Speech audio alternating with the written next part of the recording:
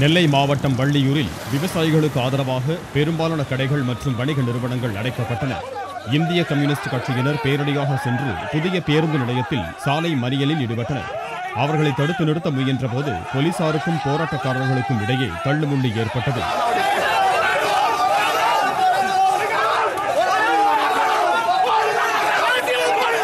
இதையடுத்து அவர்களை போலீசார் கைது செய்தனர். கரூரில் திமுக உள்ளிட்ட அரசியல் கட்சியினர் பேருந்து நிலையம் நோக்கி பேரணியாக வந்தனர்.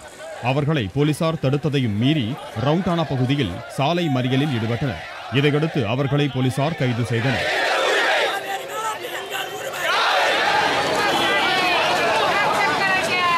தஞ்சை மாவட்டம் கும்பகோணத்தில் திமுக உள்ளிட்ட கட்சியினர் பேரணியாக சென்று திருப்பனந்தாள் பேருந்து நிலையம் அருகே சாலை மறியல் போராட்டத்தில் ஈடுபட்டனர்.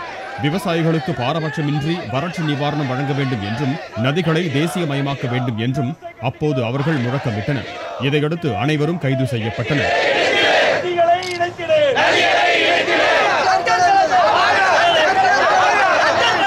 காஞ்சிபுரம் மாவட்டம் மேல்மருவத்தூரில் விரைவு ரயில்களை மறித்து திமுக, விசிக உள்ளிட்ட கட்சியினர் போராட்டத்தில் ஈடுபட்டனர். மேல்மருவத்தூர் ரயில் நிலையத்தில் நின்ற திருச்செந்தூர் எக்ஸ்பிரஸ் மற்றும் குருவாயூர் எக்ஸ்பிரஸ் ரயில்களை மறித்து போராட்டத்தில் ஈடுபட்டனர். அவர்களை போலீசார் கைது செய்தனர்.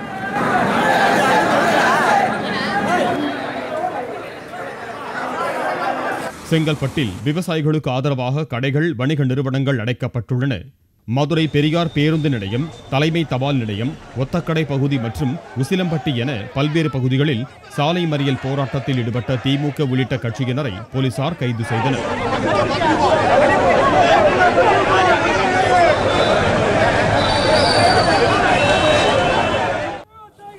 வேலூர் அண்ணா சாலையில் சட்டப்பேரவை எதிர்க்கட்சி துணைத் தலைவர் துரைமுருகன் தலைமையில் திமுகவினர் பேரணியாக சென்றபோது போலீசார் அவர்களை தடுத்து நிறுத்தி கைது செய்தனர்.